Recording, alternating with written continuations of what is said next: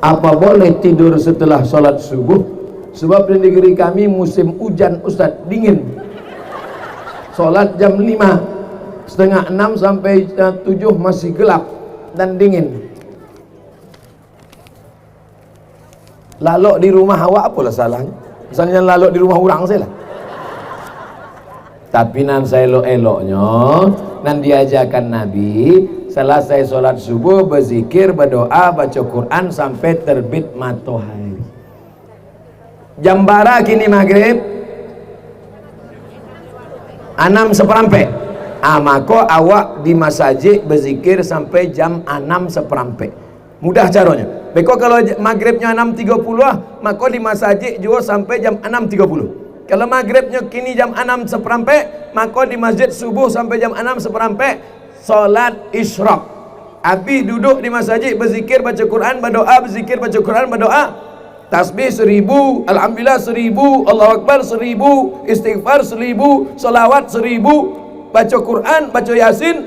6:15 usolli sunnatal isyraq rakaat ini lillahi ta'ala, baru pulang ke rumah. Itu yang paling rancak. Tapi kalau ada orang habis sholat subuh laloknya ndak ba'a. Cuma kecek beberapa dokter kalau terlalu sering tidur setelah subuh nanti terkena stroke ringan. Keceknya stroke ringan. Nauzubillah. Bagaimana cara mengatasi rasa marah yang terlalu tinggi Pak Ustadz? Kalau marah sedang berdiri, duduk.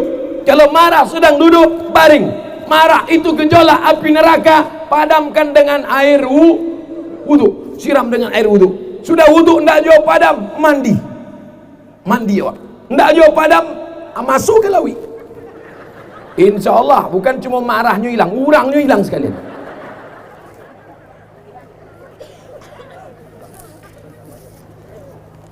Di lingkungan kami sangat memandang orang yang memakai cadar itu orang dianggap sesat dan masih asing. Tolong jelaskan Pak Ustadz.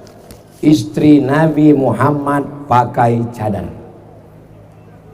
Jadi kalau ada orang mengatakan orang pakai cadar sesat, berarti istri Nabi Muhammad ndak ambomnya begitu. Labiah 20 hadis menyebut di zaman sahabat Nabi mereka pakai cadar, tapi Nabi membolehkan yang wajahnya nampak. Oleh sebab itu cadar adalah ajaran Islam.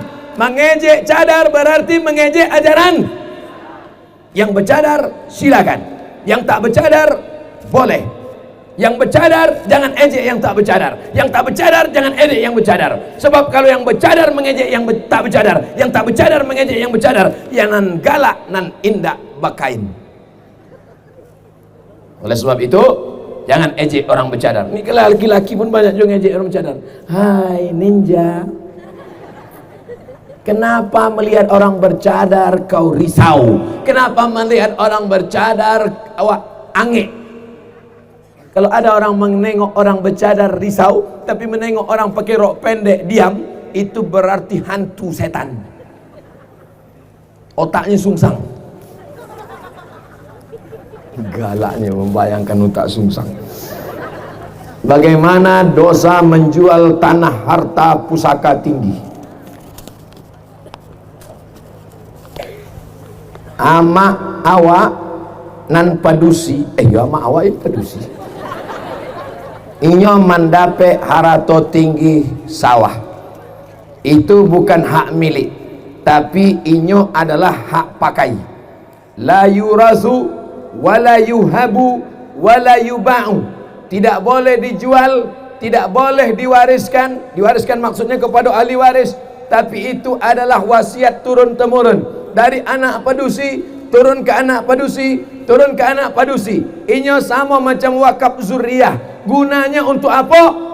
Supaya padusi Minangkabau tidak paralu kaluar nagari untuk mencari makanya insya Allah zaman berganti, musim berubah. Padusi Minangkabau sesusah-susahnya padusi orang awak tetap ada bareh. Dek apa? Dek ada harato tinggi tadi. Tapi kalau itulah dijual, maka anak cucu awak beko. Iyo kalau dapat suaminya nan kayo, iyo kalau dapat suaminya nan hebat, pejabat. Kalau nasib indah, na'udzubillah.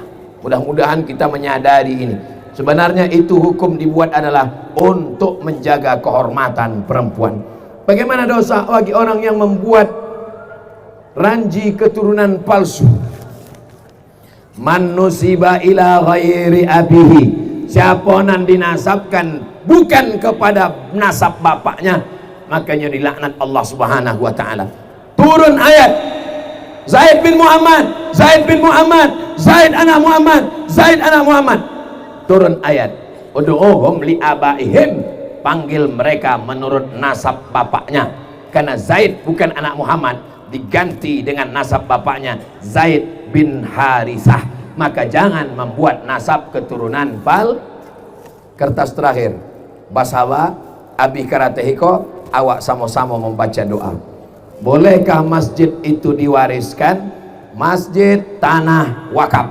Tanah wakaf tidak diwariskan, tidak dijual, tidak dihibahkan. La yurasu, tak diwariskan.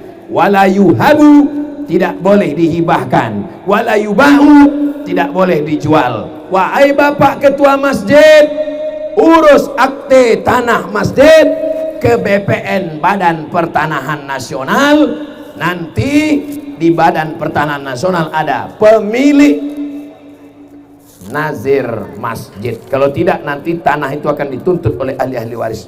Alhamdulillah itu sudah diatur oleh Negara Kesatuan Republik Indonesia. Amin ya rabbal alamin. Ala hazihin niyah al-fatihah. A'udzubillahi minasyaitonir rajim. Bismillahirrahmanirrahim. Alhamdulillahi rabbil alamin. Arrahmanir rahim. Maliki yaumiddin. Iyyaka na'budu wa iyyaka nasta'in. Ihdinas siratal mustaqim. Siratal ladzina an'amta 'alaihim ghairil maghdubi 'alaihim waladdallin. Amin.